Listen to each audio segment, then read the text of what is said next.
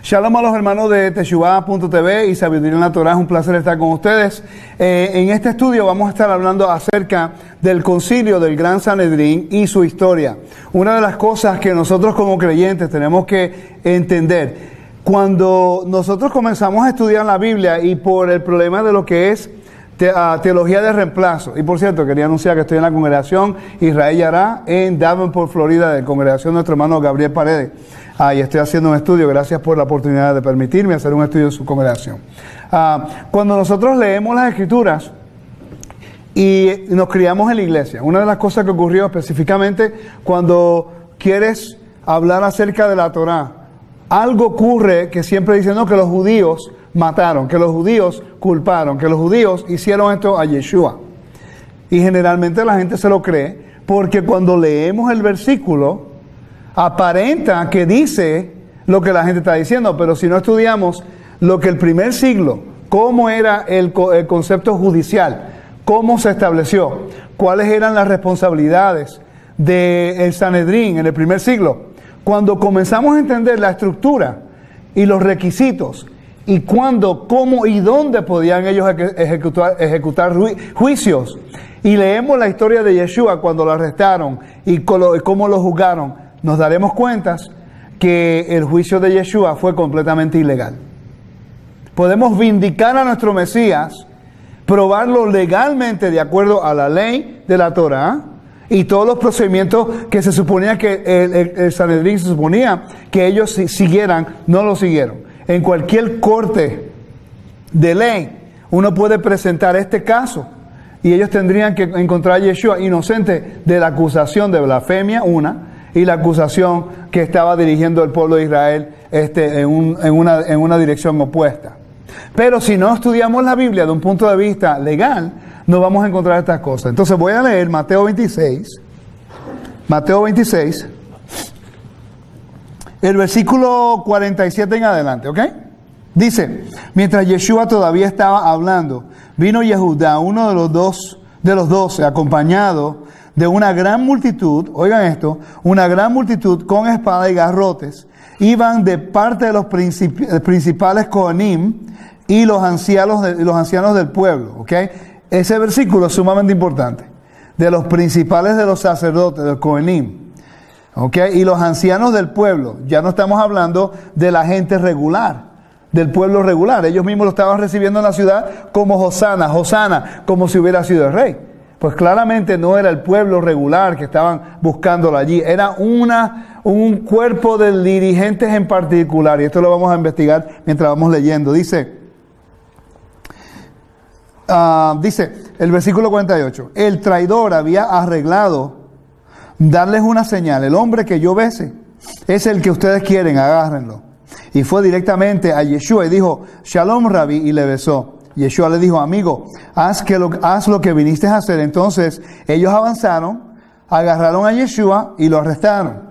Y en eso uno de los hombres que estaban con Yeshua buscó una espada, la sacó y le asestó un golpe a un sirviente del Kohen Gadol, del sumo sacerdote. Quiere decir que el siervo no era un romano, el siervo era un sacerdote también, Kohen.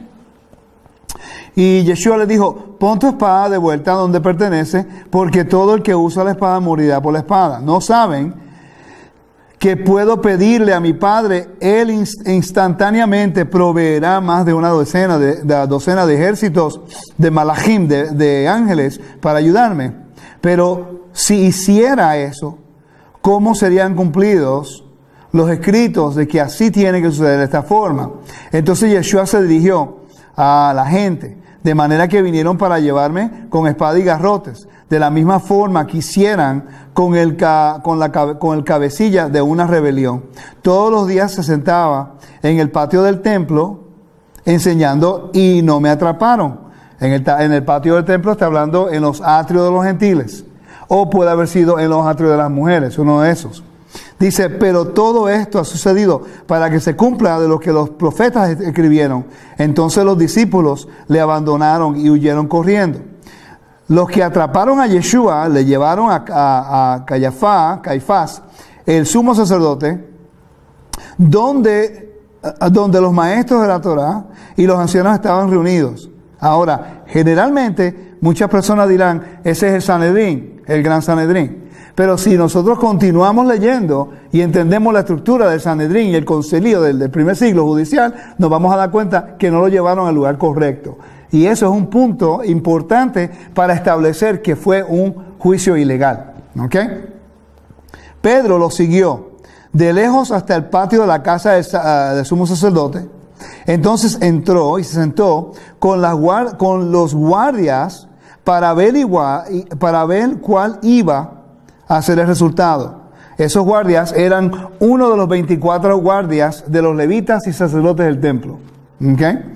Los principales sacerdotes y todo el Sanedrín buscaron algunas evidencias falsas contra Yeshua para poder sentenciarlo a muerte, pero no encontraron ninguna, a pesar de que muchos mentirosos vinieron a dar testimonio. Sin embargo, finalmente 2 personas vinieron y dijeron, este hombre dijo, puede derrumbar el templo de Elohim y construirlo otra vez en 3 días. El sumo sacerdote se puso de pie y dijo, no tiene más que decir cuanto a las acusaciones de este hombre hacen.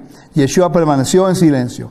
El sumo sacerdote le dijo, te pongo bajo juramento por el nombre de Elohim viviente. Dinos si tú eres el Mashiach y hijo de Elohim. ¿Ok? Entonces aquí vemos que Yeshua le da la respuesta. Yeshua, el sumo sacerdote, dice que este hombre ahora es blasfemo, se rasga las vestimentas y llevan a Yeshua para matarlo. ¿Ok? Entonces vamos a hablar ahora acerca, en otros lugares en el Nuevo Testamento nos dice que lo llevaron a la casa de Caifás y que era de noche. Recuerda que lo arrestaron de noche. Sumamente importante. ¿Ok? Así que vamos a investigar ahora la estructura del sacerdocio. Vamos al PowerPoint. El gran concilio, lo que estamos viendo en la imagen ahora mismo es el Sanedrín se reunía en esta parte aquí, donde estamos viendo. La persona sentada en esa silla era el Cohen Hagadol, el sumo sacerdote. Se establecía de 70 personas, 69 sacerdotes o gente de Judá o levitas, perdón. El grupo entero se componía de sacerdotes, de levitas y israelitas y jueces de todas las tribus. ¿Ok? Se encontraba el sumo sacerdote, pero desde el año 191, antes de la era común, ya no se ponía al sumo sacerdote como el presidente del Sanedrín. ¿Ok? Porque perdieron confianza en el sumo sacerdote como dirigente del Sanedrín. ¿Por qué? Por la era de los macabeos. Cuando los macabeos rededicaron el templo, ellos eran de la línea de sacerdotes, pero no eran de la línea de Aarón. Aarón tenía 2 hijos, Eliezer e Itamar. De Eliezer salió Pineas, y de esa línea el Eterno dijo que iba a ser los sacerdotes, los sumos sacerdotes. Quiere decir que después de eso, de esos 2 hijos, se multiplicaron en 24 descendientes de esos 2 hijos, 24 familias de esos 2 hijos. Pero solamente de la línea de Eliezer, de Pineas, de Sadoc, eran los que podían ser sumos sacerdotes. Quiere decir que Caifás era el nuero de Ananías. Ananías era sacerdote, pero no era de la línea de Pineas, era de la línea de Itamar. No era de la familia correcta que se suponía que pudiera ser el sumo sacerdote. Quiere decir que legalmente ya no estaban usurpando la autoridad y estaban poniéndose en una posición de autoridad que no les pertenecía. Y por eso fue que el liderazgo dijo, ya el sumo sacerdote no puede ser el líder del Sanedrín. Entonces, escogieron en aquel tiempo de la gran asamblea, agarraron a Simón el Justo. Cuando él murió, fue el último sumo sacerdote que fue líder del Sanedrín. De ahí en adelante, agarraron un presidente de los hombres justos del pueblo, en este caso Hillel. Hillel fue el sumo sacerdote hasta el año 10 de la era común. Después que la era común, que él murió, no hubo un nazí o un presidente. El nazí es la persona sentada aquí, que generalmente se suponía que fuera el sumo sacerdote. ¿Ok? Entonces estamos 69 personas de los sacerdotes, de los levitas y Israel, se encuentra ahora el vicepresidente, que se llama el Beit Din, el padre del Beit Din, de la casa de juicio, y se encuentra el Nasi, que es el líder, el príncipe, el presidente. ¿Me están siguiendo? ¿Ok? Ok. Entonces, donde estamos viendo aquí en la imagen, nos enfocamos en el templo, en la foto abajo, donde está el templo, y nos dice dónde se encontraba, a la mano acá, derecha, donde se encuentra el templo, el puntico rojo, ahí es donde se encontraba el lugar donde ellos oficiaban. ¿Ok? Y vamos a hablar un poco más acerca de eso. Es sumamente importante que tengamos esto, porque habían 3 tipos de Sanedrín en Israel en el primer siglo. 3. Uno de 3 hombres. ¿Ok? Habían 3 tribunales de ley que están aquí en el templo. Uno localizado a la entrada del monte del templo, podía haber sido en esta área por acá, en el Stoa o en el Hulda. El 2 era otro, la puerta del atrio del templo, que era aquí, donde se encuentra el puntico azul, que eran de 23, afuera de 3, al frente del templo, de 23, hombres de 23, y donde está la flecha, en ese era la cámara de piedra tallada, hewn stone, ahí se encontraban los 71. Quiere decir que no había solamente un Sanedrín, que cuando el capítulo 26 de Mateo te dice que era un Sanedrín, ¿de cuántos eran? ¿De 3, de 23 o de 71? No sabemos, la gente no sabe. Uno puede ver la información basado en la forma que ellos ejecutaron el juicio, que no pudo haber sido 71, en la forma que lo hicieron. ¿Ok? El templo que estamos viendo, si entendemos la localización, por ejemplo, al sur, este es el sur, donde se encuentra el 23 es el este, acá a la mano derecha es el norte, y acá atrás es el oeste. ¿Ok? Entonces, donde está la flecha es el sur. Donde está la casita aquí, azul, es el este. ¿Están conmigo, no? Ok, perfecto. Eso es sumamente importante. Porque después, por una queja que hubo con Pilato, una queja que hubo con Pilato, después, yo creo que en el año 40, no estoy seguro, el 30, después que Yeshua murió, el Sanedrín se mudó de aquí, por un tiempo corto, a donde está la estructura roja detrás de usted, a su mano izquierda, donde está la estructura roja, el techo rojo. Ahí se mudaron el Sanedrín por un tiempo y después regresaron de nuevo a la cámara de piedra tallada. Hasta el momento están conmigo, ¿no? Ok. El concilio del Gran Sanedrín y su historia. La lectura requerida para poder entender esto son el Tratado de Sanedrín, del Seder Nesekim, del Mishnah.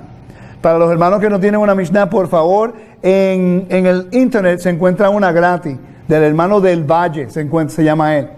Y puede entrar y buscar el Tratado de Sanedrín. Yo les recomendaría a todos que lo pudieran leer, porque esto nos dice lo que estaba ocurriendo en el primer siglo, en referencia a al juicio y lo que tenían que hacer, cómo hacerlo y dónde podían hacerlo. También leer el Sefer Shoftim de la Mishneh Torah de Rambam. Uno puede ir al internet y busque Mishnah Torah de Rambam, y ahí puede buscarlo gratis también en el internet, y puede leer el capítulo que dice libro de jueces, y hay una sección de Sanedrín. Primera de Crónicas, capítulo 9, capítulo 20 al 28, habla acerca de todo lo que tiene que ver con el templo. ¿Ok?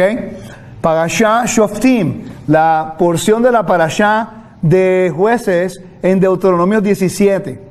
Números, capítulo 11, versículo 16 al 29. Éxodo, capítulo 13, del versículo 13, Éxodo 18, versículo 13 al 26. Y el artículo sobre el Sanedrín en Wikipedia y el artículo de la Enciclopedia Judaica. Todas esas lecturas las tuve que hacer yo para presentar esto, nada más como introducción. ¿Ok? Usted lo puede hacer a su tiempo, no tiene que hacerlo todo. ¿Cuándo comenzó la estructura judicial de Israel? Eso no fue algo que los rabinos se inventaron. Esto no es algo que tiene que ver con rabinos. Esto fue establecido desde antes que la Torá fuera dada. Y vamos a ir allá. Ok, Éxodo 18, versículo 13 al 26. Vamos a leer. Al día siguiente Moisés se sentó para resolver disputas para el pueblo. Mientras el pueblo estaba alrededor de Moisés, desde la mañana hasta la noche, cuando el suegro de Moisés vio todo lo que él estaba haciendo al pueblo, dijo: ¿qué es esto que haces al pueblo? ¿Por qué te sientas ahí solo, con todo el pueblo parado alrededor de ti desde la mañana hasta la noche? Moisés respondió a su suegro: es porque el pueblo viene a mí para buscar el consejo de Elohim. Cuando sea que ellos tienen una disputa y vienen a mí, yo juzgo entre una persona y otra, y yo explico a ellos las leyes y enseñanzas de Elohim. El suegro dijo a Moisés, el suegro de Moisés le dijo a él: lo que estás haciendo no es bueno. De cierto te agotarás de todo, y no solo tú mismo, pero este pueblo aquí contigo también. Es mucho para ti, no lo puedes hacer solo, por ti mismo. Así que escucha ahora lo que yo tengo que decir. Yo te daré algún consejo y Elohim estará contigo. Oigan esto, quiere decir que esto vino de palabra del Todopoderoso a través de Jethro, que fue un consejo que se le dio y fue establecido, por cierto. Y dice: y tú debes traer sus casos a Elohim. Tú también debes enseñarles las leyes y las enseñanzas y mostrarles cómo deben vivir sus vidas, qué trabajo deben hacer. Pero debes escoger de entre todo el pueblo hombres competentes, que son temerosos de Elohim, honestos e incorruptibles o incorruptos, ¿ok? Que odien el orgullo, para ser sus jueces, a cargo de miles, de 100, de cientos, de cienes y de 10. ¿Ok? Hay un orden jurídico. ¿Ok? Fue escuchado. Entonces, ya entendemos esto, ¿no? Ustedes pueden leer lo continuo. Deuteronomio 17, del 8 al 13, es sumamente importante. Porque si leemos el capítulo 15 del libro de Hechos, podemos ver que cuando tenía que ver con el concilio nazareno de los creyentes en Yeshua, cuando Pablo fue citado a Jerusalén, están siguiendo el mandamiento. Porque te dice claramente en Deuteronomio 17, el versículo 8 al 13 dice: si un caso viene ante ustedes a las puertas de la ciudad que es muy difícil para ustedes juzgar, referente a derramamiento de sangre, pleito civil, daño personal o cualquier otro asunto controversial, se levantarán, irán al lugar donde Yahweh su Elohim escoja. Eso fue Jerusalén. ¿Ok? Dice: y comparecerán delante de los sacerdotes, de los levitas, que son levitas, y el juez en oficio en este momento. Buscarán su opinión y ellos adjudicarán un veredicto para ustedes. Actuarán de acuerdo a lo que ellos les hayan dicho allí, en el lugar que Elohim escoja. Tendrán cuidado de actuar conforme a las instrucciones de ellos. Quiere decir que si ellos declaran y hacen un juramento, es ley como si viniera del Eterno. Por cierto, en la iglesia cristiana han abusado de esa autoridad. Y ahora todo pastor que diga lo que diga del púlpito es como si lo dijera Dios. Y eso no es verdad, porque ellos tenían que estar basados en la Torá. Ellos tenían que estar basados en una estructura. Ellos no podían un juez no inventa leyes. Un juez, el trabajo de él es ¿qué? Hacer juicio de acuerdo a la ley. Si tú dices que la ley fue eliminada y abolida, ¿cómo puede ser un juez de Israel? Ya no tienes una ley que te ayuda a ponerte en esa posición de autoridad. Quiere decir que el pastor dice: no, que es como si Dios ha hablado y te dice que va a celebrar cosas paganas. Ese no fue Elohim hablando. Quiere decir que él es un falso juez. Está usurpando la autoridad y de acuerdo a la Torah, en aquel tiempo se buscaba un problema grande. ¿Ok? Eso es serio. Por eso es que ustedes nunca me escuchan decir a mí: no, que el Señor me habló y Dios dice. Yo no me atrevo. Tengo que estar bien seguro. Porque el momento que yo digo, ellos están hablando de parte del Todopoderoso. ¿Me están siguiendo, verdad? Esto es importante. Ok. Dice, versículo 10. Actuarán de acuerdo a lo que ellos les hayan dicho allí en el lugar que Elohim escoja. Tendrán cuidado de actuar conforme a las instrucciones de ellos. De acuerdo con la Torá que ellos enseñan, ustedes llevarán a cabo la sentencia que ellos adjudiquen sin volverse a un lado, a la derecha o a la izquierda del veredicto que ellos lo declaren a ustedes. cualquiera lo suficiente presuntuoso para no prestar atención al Cohen, al sacerdote nombrado, para servir a Yahweh tu Elohim o al juez, esa persona tiene que morir. Eso es serio. Eso es respetando una autoridad, ¿no?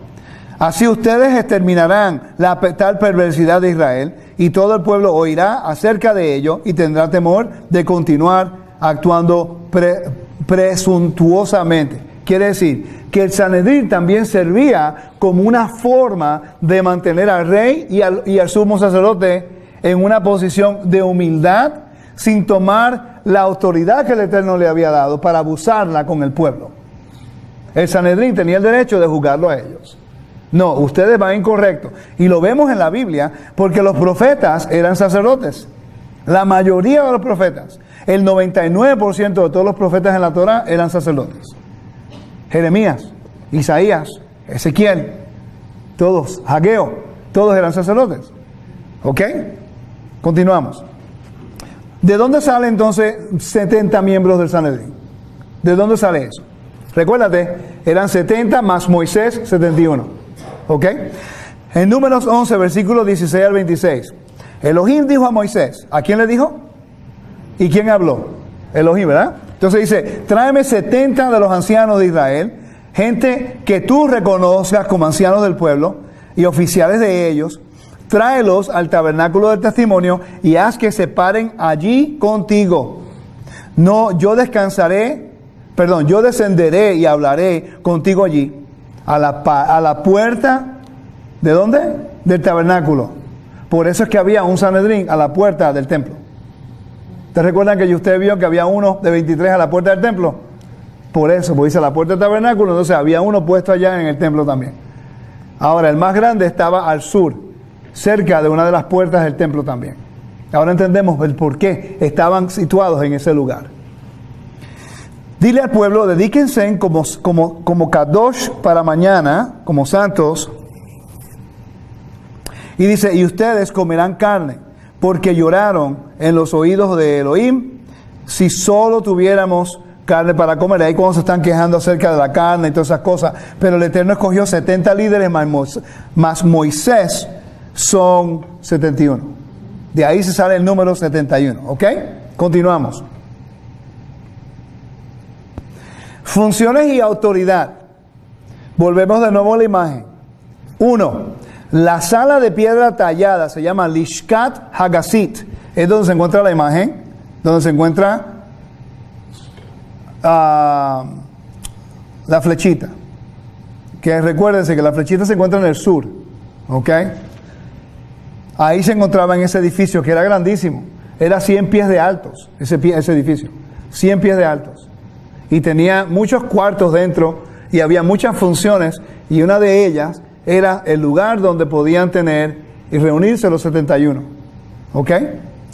La casa a piedra tallada, Lishkat Hagasit, donde el Beit Din, la casa de juicio, se sentaba, estaba situado en el lado sur del atrio interior del templo, que se encuentra en el Mishnah Midot 4. Fue utilizado con fines rituales. También los sacerdotes hacían sorteos allí para el servicio diario de los sacrificios. Quiere decir, en la mañana, antes de comenzar el servicio matutino, todos los sacerdotes entraban a ese lugar, echaban suertes para facilitar qué trabajo te iban a dar. A ti para hacer incienso, a usted para hacer el sacrificio, a usted para hacer esto. Entonces ellos entraban ahí, hacían eso, salían y hacían las cosas más. También oraban. Se citaba el Shema y se hacía otra cosa en ese lugar. 2. La parte más grande de la sala estaba situada en la corte de los legos. Había 2 entradas. Una desde el atrio de los sacerdotes, que es la parte adentro. Una entrada aquí, adentro donde se encuentra el altar. Y otra acá afuera. Recuerden que si un tipo que era de Israel no podía entrar hasta acá. Solamente para llevar un sacrificio podía entrar al norte, a este lugar. ¿Están conmigo, hermanos? Ok. Dice, habían 2 entradas. Una del atrio de los sacerdotes que fue utilizada por los... se me olvidó la palabra ahí. La otra en la puerta de agua, también ahí, la puerta del agua en el mismo lugar, utilizado por los laicos. El gran Beit Din se sentaba todos los días, oigan esto, léanlo conmigo arriba. El gran Beit Din se sentaba todos los días, excepto el día de reposo y en los días entre los sacrificios de la mañana y de la tarde. ¿A qué hora? ¿Qué estaba ocurriendo cuando Yeshua? Era de noche y estaba ya entrando en preparación para la fiesta. Y cuando estaba entrando en preparación para la fiesta, no se suponía que ellos estuvieran ejecutando ningún tipo de juicio. Ahí tenemos la evidencia número 1, ¿ves?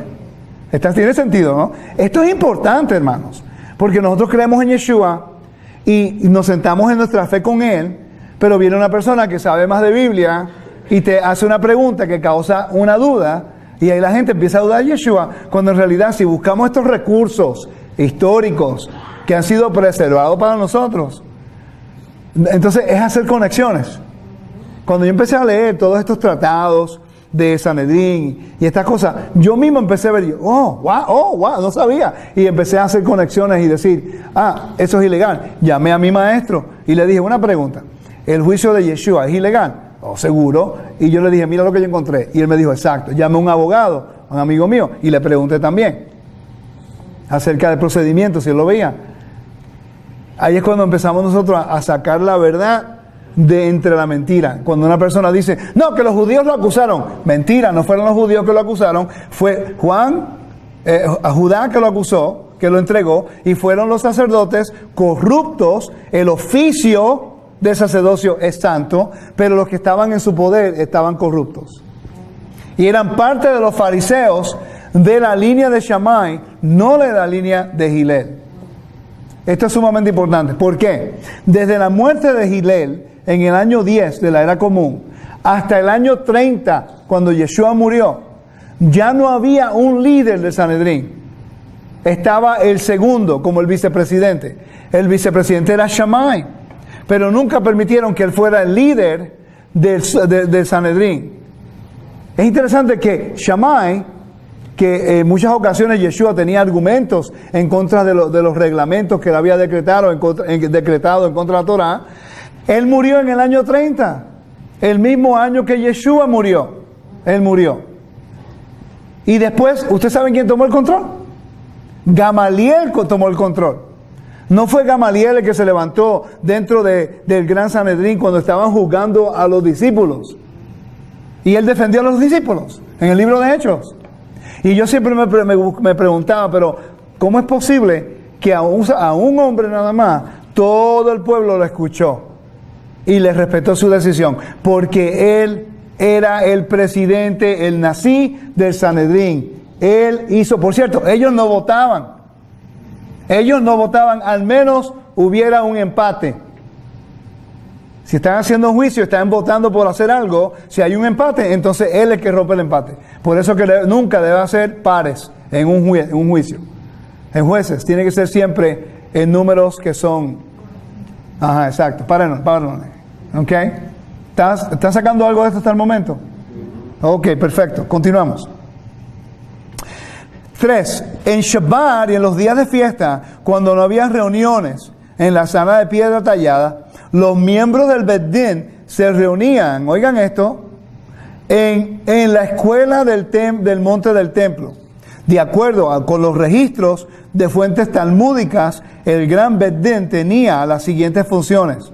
Estas las funciones que ellos hacían, las cuales se manifestaba el ejercicio en parte como un cuerpo y en parte a través de comités de sus miembros. Tenían la supervisión sobre el servicio del templo, que se requería para llevar a cabo la conformidad de la ley y de acuerdo con la interpretación de la Torá. ¿Ok?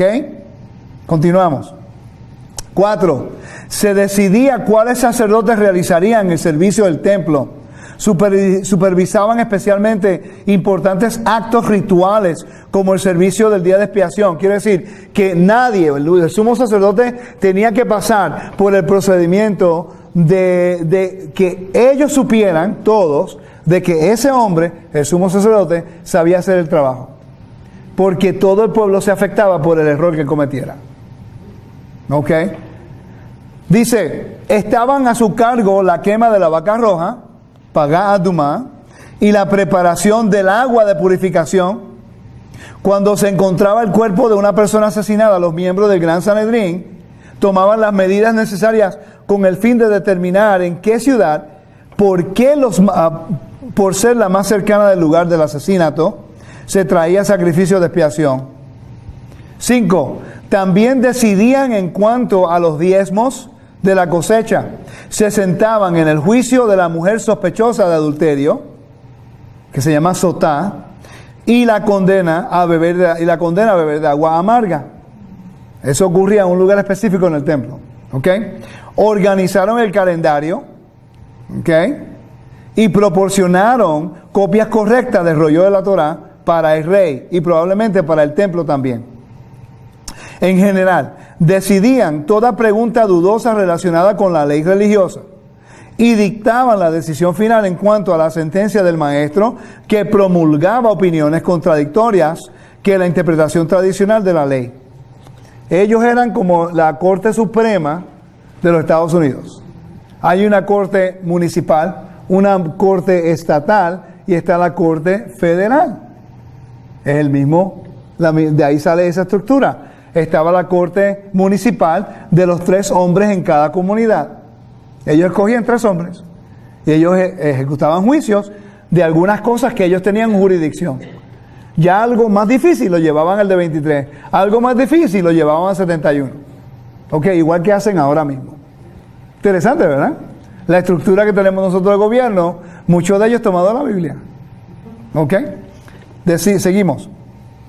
En el Mishnah, Sanedrín 1.6, ya esto es uno de un recurso ortodoxo que nos cita lo que ellos hacían en el templo. El Gran Sanedrín se componía de 71 miembros. Había uno que el más pequeño se componía de 23. Recuerden que el de 23 estaba aquí, ok, en el PowerPoint rapidito. El de 23 estaba aquí al frente, en un edificio al frente.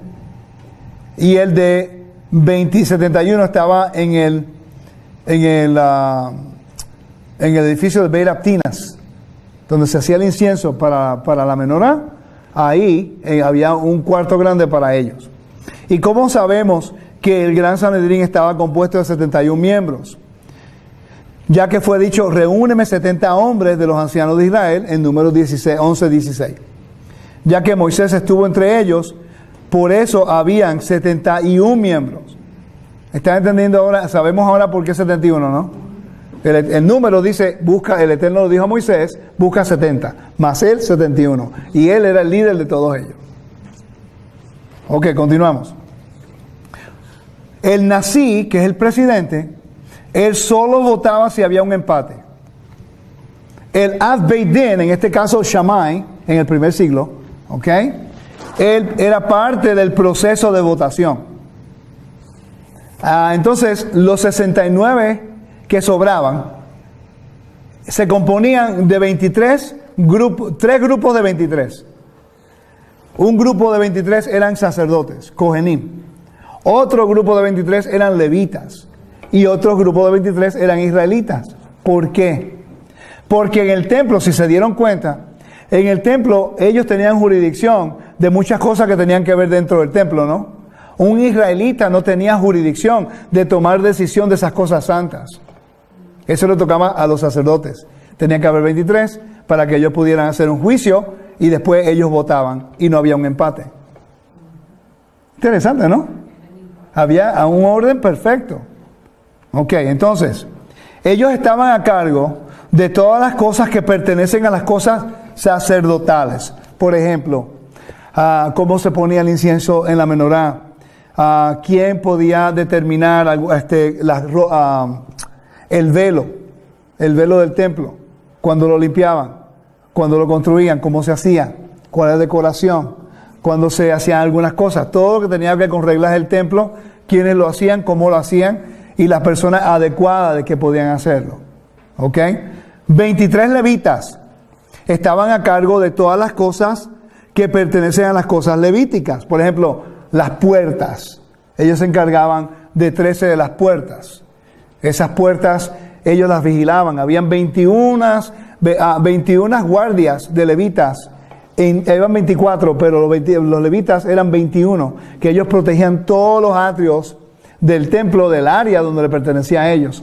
Ellos no podían cruzar un lugar más allá de algunos lugares. Por ejemplo, voy a regresar a un mapa para que lo vean. Ok, el levita podía llegar en todas estas áreas, donde estoy haciendo por acá,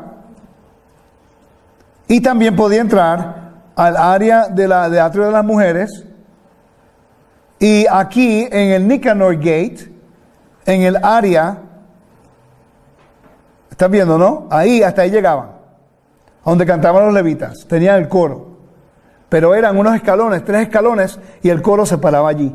Ellos no podían pasar más allá donde está el altar y donde está el ulam, que es la puerta del templo. Si un levita entraba allá, era usurpación. Ahí quedaba. Si un gentil entraba allá, él no podía pasar esta pared. El sogé que yo enseñé el lunes, la semana pasada, en Teshuvah. Habían limitaciones. ¿Ok? Una mujer no podía entrar tampoco allá. No podía entrar hasta aquí, hasta el altar. Había lugares que no podían. La única forma y la única vez que un israelita podía entrar era cuando llevaba un sacrificio. Pero solamente podía entrar por algunos lugares acá en el norte. Hacía su trabajo y salía rápidamente. Tenía que tener una excusa. Y en ese caso, un sacrificio. Ponía sus manos y se iba. No podía hacer más nada. No podía quedarse a observar, ni ver, ni cantar con los levitas, ni hacer el sacrificio con los sacerdotes tampoco. Y él no podía decir, no, yo soy sacerdote también ahora. Y darse esa autoridad. No iba a ocurrir así. ¿Ok? Continuamos. Y el otro grupo de 23... eran jueces de Israel, de las tribus de Israel, hombres honestos, incorruptos, gente que tenía valores. ¿Me está siguiendo? Estaban a cargo de todos los asuntos civiles de Israel, que no tenían nada que ver con el servicio del templo. Obviamente, porque un israelita no podía tomar una decisión jurídica en cosas del templo, porque esa no es la autoridad de ellos. No estaban trabajando, no la entendían. ¿Ok? Y si la entendían no podían hacer nada. Todos los miembros estaban especializados en sus áreas particulares. Nasí era el sumo sacerdote hasta el año 191 antes de la era común. Después de esa fecha, el Sanedrín perdió la confianza en el sacerdocio debido a la corrupción durante el reino asmoneo, los cuales eran sacerdotes y reyes de Israel. El cargo del Nasí fue establecido. Cuando ellos se convirtieron en reyes y sacerdotes, que era algo ilegal. No podía hacerlo, porque los reyes vienen de David. Los macabeos hicieron algo muy bueno. Restauraron la autoridad del templo de nuevo y la santidad del templo. Aleluya. Pero después usurparon la autoridad que no le pertenecía a ellos. Se hicieron sumos sacerdotes y después se hicieron reyes también. Ahí entraba el problema. Si nosotros estudiamos ese lapso de tiempo de entre los macabeos a las casas de fariseos y saduceos, al tiempo de Yeshua, a la casa de Shammai y Hillel, todos los argumentos del cristiano se van abajo. Porque los argumentos en contra de todos los judíos tienen que ver con los problemas jurídicos, problemas de la corrupción, de eso, de lo que está ocurriendo en la historia. Si estudiamos ese lapso de tiempo, a mí me gustaría que algún día se considerara en esta congregación estudiar ese tiempo. Porque traería tanta claridad al Evangelio y entonces entenderíamos contra quién Yeshua estaba hablando. ¿Por qué los argumentos con algunos fariseos, pero con otros él era buena persona con ellos? Nicodemo se llevaba muy bien con él. Entonces, ¿por qué había un conflicto con algunos y otros no? Eso se puede entender si entendemos esa área de historia, que generalmente no se estudia. ¿Ok? El presidente del Sanedrín, sumo sacerdote hasta la familia asmoneana. 2. Hillel hasta su muerte en el año 10 de la era común. Durante este tiempo Shammai también fue el Beit Din. Abed-Din era el vicepresidente. ¿Ok? Shammai hasta su muerte en el año 30 de la era común estaba trabajando con el sumo sacerdote Ananías, que era corrupto. Quiere decir que Shammai y Ananías, aunque Shammai era muy estricto en muchas cosas, pero en realidad él estaba trabajando con Ananías y Shammai en algunas cosas. No sé si me están conmigo ustedes aquí. ¿Está pasando bien? ¿Me están siguiendo? Ok. Sumamente importante información que no se cubre muy a menudo. Yo la estoy aprendiendo también, la estoy estudiando. Yo tengo mi maestro, yo estaba estudiando con él el último mes, casi 2 o 6 horas a la semana con él directamente, para entender todo esto y todos los estudios. Y he aprendido bastante. Uno no deja de aprender. Ok, yo aprendí cosas hoy que estudié con él 2 horas y 45 minutos. Esta mañana aprendiendo acerca de Yom Teruah, del día de trompeta. 2 horas y medias solamente buscando los nombres que se encuentran en las escrituras de la fiesta de trompeta que Pablo habló, que Yeshua habló, que Efesios nos dice, Corintios nos dice, Tesalonicenses, pero si no entienden la fiesta no lo van a ver. Y vieron 3 ocasiones en 3 versículos que yo nunca lo había visto. Lo aprendí hoy. Primera de Pedro lo pude ver hoy. Primera de Pedro habla en un contexto de que ya tú sabes qué es el libro de la vida. ¿Cuántos de ustedes han escuchado acerca de que si eres caliente o frío, pero que eres tibio? Eso tiene que ver con lo que se entendía en el primer siglo de los libros, un libro de vida, el libro de los malos y el libro de los pecadores. Ellos pensaban eso en el primer siglo. Pedro habla de eso en 1 de Pedro capítulo 4. Y te lo dice exactamente así. Y nos dice que sea frío o caliente, pero tibio nunca. Los tibios son los pecadores. Por cierto, los que arrestaron a Yeshua, lo dice, son los pecadores. Son los tibios. Son los que están los pies entre 2 lados. Pero es un vocabulario que si no entendemos el primer siglo y la mentalidad y la profecía como ellos pensaban, vamos a ver los versículos, no lo vamos a entender. ¿Cuántas personas han utilizado ese versículo frío, caliente, para juzgarlo a usted cuando está haciendo otras cosas? Y no tiene que ver nada con usted. Tiene que ver en una condición del primer siglo de cómo se entendía. Mucha información que da claridad a la Biblia, nos quita el yugo de religión y nos da libertad a entender, hermanos. Por eso es que yo estudio la forma que lo hago. Yo dejo de sacarle 5 patas al gato a las cosas como decimos en Puerto Rico. Yo me enfoco ahora en las cosas que yo puedo entender. Porque así cuando lo puedo entender y lo puedo poner en un contexto, la espiritualidad, aplicación espiritual, va a salir sola. Se va a aplicar pero en un balance. Y bien claro, exacto. Número 4. Desde el año 10 de la era común hasta el año 30 de la era común, Shammai fue el vicepresidente del Sanedrín y no el Bet Din. ¿Ok? Desde el año 30 en adelante, desde que después Yeshua murió, Gamaliel fue el presidente, el Nasí del Sanedrín, tratando de recuperar el orden después del tiempo de Shammai. Por cierto, Gamaliel defendió a los creyentes. Él los defendió. Entonces, tenemos que hacer la pregunta: ¿quién era Gamaliel entonces para poder defender a estas personas que eran acusadas de blasfemia? Usar el nombre es Kadosh. Y le dijeron, no lo hagas más. En ese nombre no lo hagas. Y Gamaliel habló y todo el mundo estuvo tranquilo, dejaron tranquilo y no lo mostraron más. ¿Por qué? Porque él era el presidente del Sanedrín. Él tomó la decisión final. ¿Ok? Quiere decir que en Hechos capítulo 15 y Hechos capítulo 21 había un orden en el concilio nazareno.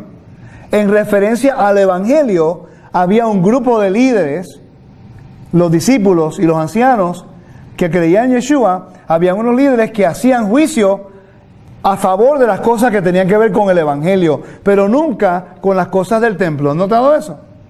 Ellos nunca hablaron en contra del templo, del calendario, de los diezmos, nada, porque no tenían jurisdicción, no tenían autoridad de hablar de esas cosas, ni de hacer juicio en contra de eso, porque ya había establecido por la Torá, por la ley, un orden jurídico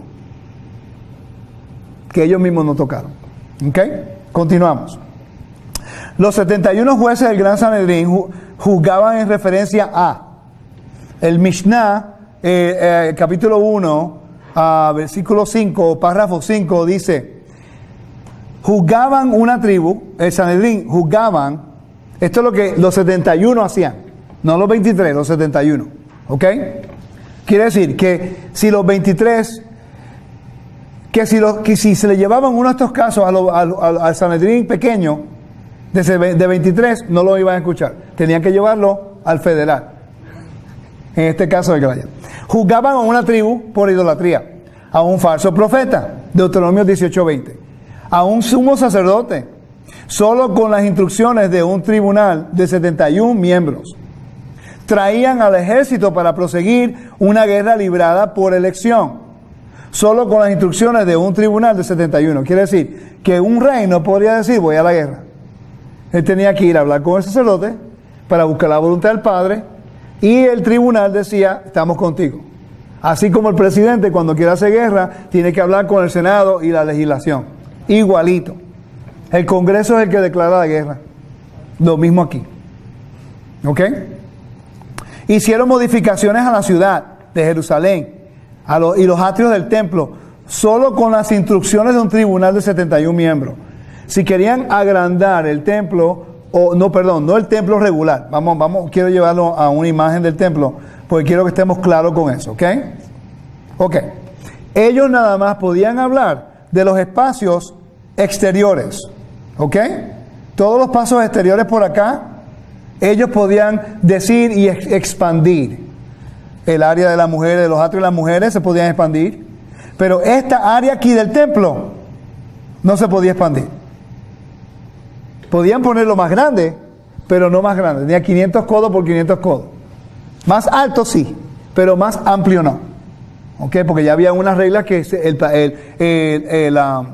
el blueprint o el tafnit, el plano que el Eterno le dio a Moisés y después a David y después a Salomón. Eso nunca cambió. ¿Están siguiendo?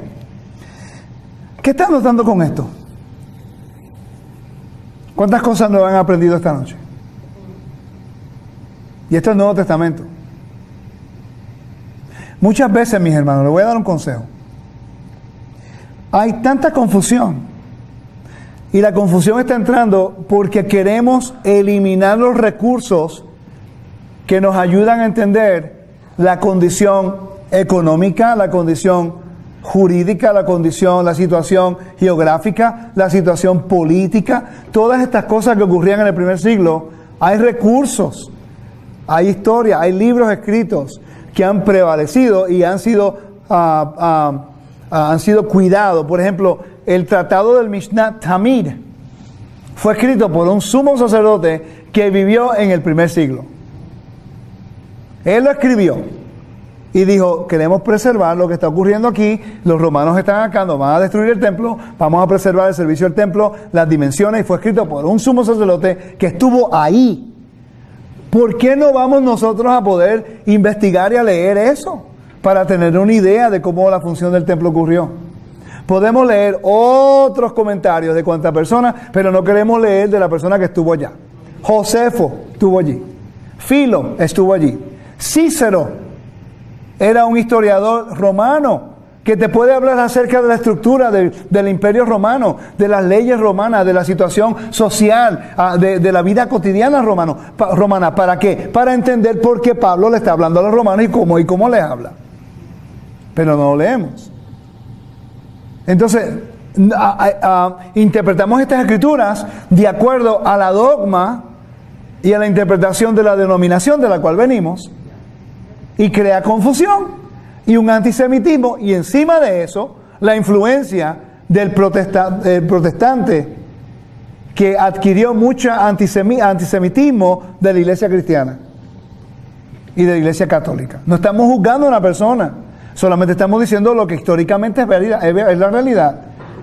La teología del reemplazo ha sido la herejía más grande que se puede encontrar ahora mismo en el mundo. Se ha inventado una teología que dice en Israel ya terminó, ahora es la iglesia espiritual. ¿Dónde dice en la Biblia? En ningún lado. En ningún lugar lo dice. Pero lo estricto no, eso de los judíos no lo queremos porque los judíos lo mataron. Cuando venimos nosotros a investigar aquí, los que lo llevaron a la cruz fueron los romanos. Los que lo enjuiciaron fueron unos sacerdotes y unos fariseos corruptos que estaban fuera de la ley. Quiere decir que el caso de Yeshua, podemos, si nos dieran la oportunidad, hoy mismo, de ir al Knesset, a la casa de juicio de Israel, al Congreso de Israel, y llevarles a ellos la evidencia que tenemos, sin la influencia cristiana, solamente por lo que dice el Mishnah, lo que dice el Talmud, lo que dice la evidencia del primer siglo, con la evidencia del Nuevo Testamento, no como un libro para ellos de escrituras como es para nosotros, pero como un libro histórico para ellos. Si ellos permitieran eso, nosotros podemos restaurar el honor de Yeshua delante de los ojos de los judíos. Entonces, ¿por qué ellos no quieren ni considerarlo? Por la teología de reemplazo que ha causado una separación, y después la Inquisición, y después el Holocausto, y después todas las cosas que le han ocurrido a los judíos los últimos 1700 años. Los judíos dicen, no queremos nada que ver con ustedes.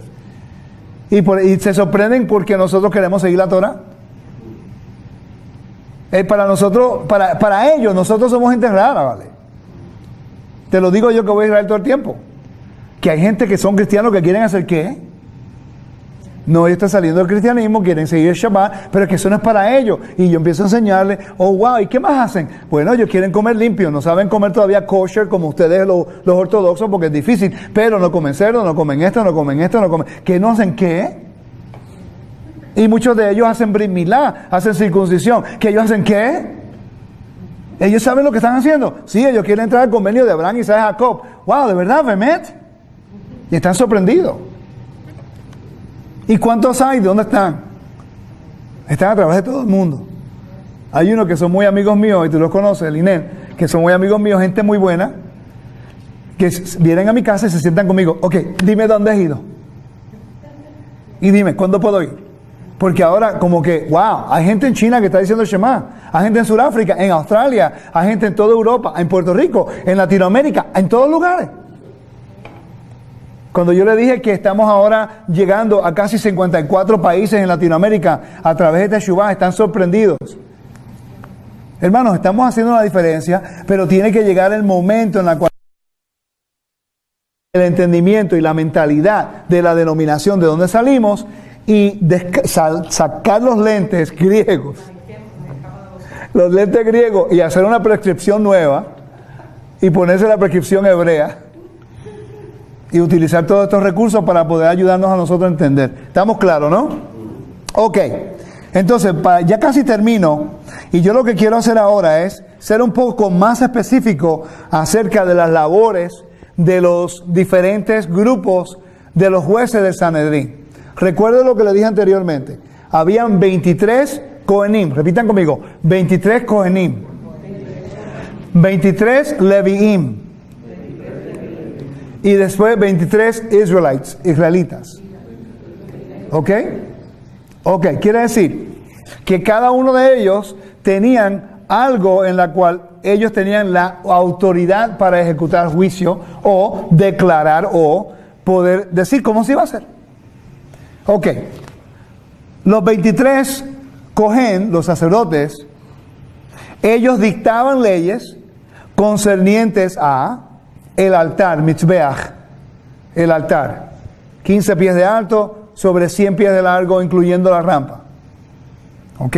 La madera, cómo se hacía, el incienso, los instrumentos, los vasos, cómo se manipulaba la sangre, quién llevaba la sangre, quién hacía el sacrificio, todo eso lo hacían ellos. El azagá. El azagá es el atrio donde se encontraba en el altar. Solamente ellos podían estar allí. El edificio del área santa del sacerdote. Habían unos edificios, habían 4 que ustedes vieron anteriormente. ¿Quieren verlo de nuevo? Regresamos rapidito aquí. Estos edificios acá atrás. Todos estos edificios en esta área. Los 4 edificios grandes.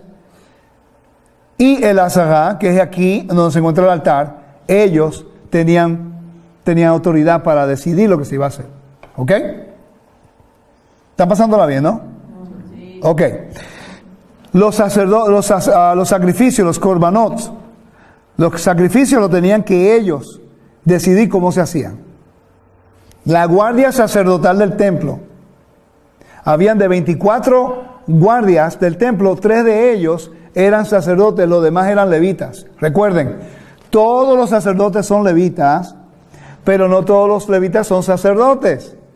Todos los sumos sacerdotes, o el sumo sacerdote es sacerdote y es levita, pero no todos los levitas ni todos los sacerdotes pueden ser sumos sacerdotes. Cuando yo aprendí ese hecho, el libro de Hebreos se hizo más fácil. Porque el libro de Hebreos no está hablando de los levitas regulares, está hablando de una línea de sacerdotes, la línea de Aarón, que eran los únicos que podían ser los sumos sacerdotes. No está hablando no está hablando del sistema del oficio completo del sacerdocio ni de los levitas. Está hablando de la línea de los sumos sacerdotes. ¿Ok? Todo concerniente a las cosas santas del Cohen, las vestimentas, cómo se la ponía, cuándo se la ponía. Kadosh la Adonai, era santo hacia el Eterno, cuando tenía nada más las vestimentas del sumo sacerdocio. Ese la tenía que quitar cuando salía del templo, pues ya no era santo, era justo. Pero cuando se ponía las vestimentas y se ponía santo al Eterno, aunque él fuera corrupto, el oficio era santo. Eso es lo que la gente no entiende. Aunque él era corrupto, cuando se ponía las vestimentas del sumo sacerdocio, en ese momento era santo al Eterno. Es como el presidente. Un presidente puede ser corrupto, pero cuando está en la presidencia, todo lo que él ponga su bolígrafo y firme es ley. Es el mismo problema. La corrupción ha sido el problema de toda posición, y por eso que en Israel uno tiene que estar por encima de eso. Es algo que mucha gente no lo quiere entender, pero el oficio es el oficio. Por eso fue que tuvo que venir Yeshua en el orden de Melquisedec. ¿Para qué? Porque él está oficiando ahora en el cielo, y por eso dice que él es esto, y él es esto, y él es esto. No como aquel, pero es como este. No era que el oficio es malo, sino la condición espiritual, física, corrupta de esa persona ya no iba a ser lo suficiente. Entonces tenía que haber Yeshua para que oficiara en el cielo, porque él no podía oficiar en la tierra. Porque Yeshua no es levita. No, pero es que la mamá de Yeshua era prima de Elizabeth, quiere decir que ella era Cohen. No, y aunque fuera Cohen, no importa, el reinado y el sacerdocio viene por el padre, no por la madre. Ese argumento está mal, y hay muchas personas, nuestros hermanos cristianos, que usan ese argumento para justificarlo. ¿Ok? Continuamos. También los leprosos, solamente los sacerdotes podían determinar quién eran limpios para poder integrarse de nuevo a la comunidad en los metzoga, los sacerdotes, para los leprosos. Ofrendas voluntarias para el sacerdote. Todos los diezmos eran para los levitas, pero habían algunos de los diezmos que eran para los sacerdotes. Y algunas ofrendas, los sacerdotes se quedaban con the skins, con la piel, se quedaban con alguna de la carne para ellos comer. Pero no era todo, eran ciertas cosas. Había un orden perfecto, todo el mundo podía comer de acuerdo a eso. La matanza de los animales para sacrificios lo hacían los sacerdotes. La manipulación de la sangre de la presentación de ese animal lo hacían los sacerdotes. No lo podía hacer un levita, no lo podía hacer un israelita, tenía que ser un sacerdote, porque él fue escogido para ese trabajo. Entonces, ¿cómo se hacía? ¿Cuándo lo hacían? ¿Y cómo se derramaba en el altar? Eso lo determinaban los 23 sacerdotes, y cuando se hacía ley, ese era el procedimiento del templo. Y también la vaca roja. Cuando se mataba la vaca roja, ellos tenían que verificar que estaba legal. Continuamos. Los 23 levitas determinaban leyes en relación a el coro, porque los levitas eran los que cantaban en el coro y los salmos. Las puertas, medicina. ¿Sabían ustedes que había un levita que era doctor? Él se encargaba de todos los sacerdotes, porque ellos comían más carne en esa semana de trabajo que todo el año. Cuando trabajaban se comía carne y pan todo el tiempo. Entonces había un doctor para verificar que ellos estaban saludables durante esa semana. Bueno, la gente no piensa en eso. Había medicina, había un doctor, había todas estas cosas. Ya casi terminó. Dice, recursos de agua. Habían diferentes cisternas debajo del templo, y ellos, los levitas, eran los que se encargaban de proveer el agua al templo. Vestimentas sacerdotales. ¿Quiénes las tejían? ¿Quién lo hacía? ¿Quién no lo hacía? Las mujeres o los hombres levitas que lo hacían. Cuando un sacerdote la usaba hasta que no podía usarla más, ¿qué se hacía con eso? Encargado de los panes. Las ofrendas de pan. Habían 13 ofrendas de pan y los levitas se encargaban de 10 de los 13. Eran panes sin levadura y todos ellos se encargaban de eso. ¿Ok? Quiere decir que había un bakery, había una panadería en el templo. Había una panadería en el templo. Ahí mismo lo hacían todo fresquecito. Puedes imaginar, y todos los cuartos con la harina, con el aceite, con la madera, con todo lo que se necesita. Eso era una empresa. Era un banco, era una empresa. Imagínate, a ustedes que les gustan lo que es aquí hay muchos argentinos, les gusta mucho, ¿cómo se dice? El asado. Wow, he comido más carne el último año con ustedes. Ok, el asado. Imagínate el templo. Es un asado todo el tiempo. Y el pan. Y el incienso. ¡Qué olor! Por cierto, el incienso se hacía de una forma peculiar. ¿Saben por qué? Para mantener los animales, los insectos. Nunca se encontró un insecto dentro del templo. El incienso mantenía todo fresco, mucha sangre. Era un matadero, ¿recuerdan? Ok, todo esto se hacía con un propósito, hermanos. Y también era la parte administrativa del edificio y las oficinas para mantener el orden y suplir apoyo al sumo sacerdote. Hermano, esto era una empresa. Había de todo. Así como está el presidente, están estas personas, vicepresidentes, están los que hacen todo. Es igualito, la estructura la sacaron de ahí. Era una empresa y todo trabajaba perfectamente. Encargado de los diezmos pertenecientes a ellos. ¿Ok? Y los 23 hombres de Israel tomaban decisiones en cuanto a crímenes violentos, demandas, matrimonios, cuestiones que no tenían que ver con la pureza del templo o cualquier deber de los levitas. Todo lo demás. Los otros 23 hombres no tiene que ver con el templo, no tiene que ver con los levitas. Ok, 23 hombres, ustedes son los que van.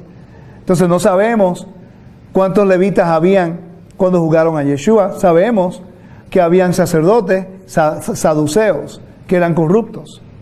Sabemos que había algunos fariseos de Shammai. Jugaron a Yeshua de noche. Eso era ilegal. Antes, preparación para la fiesta. El primer día de pan sin levadura que va a caer al otro día, que es un Shabbatón, un sábado. Penalidad de muerte solamente se podía llevar a cabo con las personas ya del grupo de 23 o de 71. No pasaron por ese procedimiento. Quiere decir que de acuerdo a la ley, lo que le hicieron a Yeshua fue ¿qué? Un juicio injusto, ilegal. Y podemos probar que nuestro Mesías fue inocente de la acusación. ¿Cómo sabemos que Él es inocente? Porque resucitó de los muertos. El resucitar de los muertos es el Padre vindicándolo a Él de la falsa acusación de blasfemia. Porque fue el Eterno por su nombre y por su poder que lo levantó de los muertos, trayendo vindicación a nuestro Mesías. Hay un rabino, no un rabino, sino un caballero que es Cohen. Yo tuve una entrevista con él en Israel y él está tratando de restaurar el honor de Yeshua y él habla con los ultraortodoxos todo el tiempo. Yo no estoy de acuerdo con todo lo que él cree, ¿no? Pero yo creo que él cree en Yeshua. No me lo dijo, pero yo creo que cree en Yeshua. Pero cuando él habla con los judíos ultraortodoxos, no tienen problema con él, porque él sabe presentar la información en la forma que ellos pueden asimilarla. Y él está buscando ahora mismo que se reintegre a Yeshua en la posición de honor y que se declare en Israel de que lo que hicieron contra él fue injusto. Usted se puede imaginar si eso ocurre.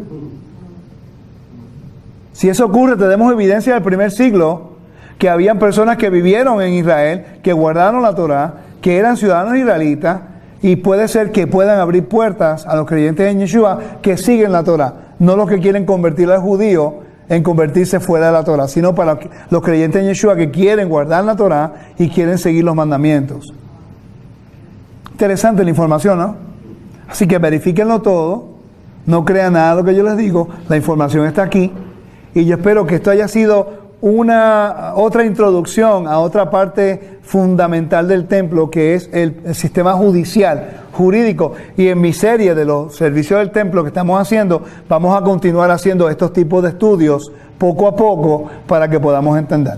Que el Eterno los bendiga, los guarde. Gracias por estar conmigo. Y yo espero que los hermanos en Teshuvah TV y Sabiduría en la Torah siempre disfruten estos temas y por favor envíenos sus opiniones, sus comentarios y no se olviden de cooperar con Teshuvah para continuar este trabajo de la Torah y el templo y los otros maestros ayudándonos los unos a los otros para que usted se pueda beneficiar y pueda ser bendecido con estos estudios y que el Eterno nos siga bendiciendo y guardando en todo.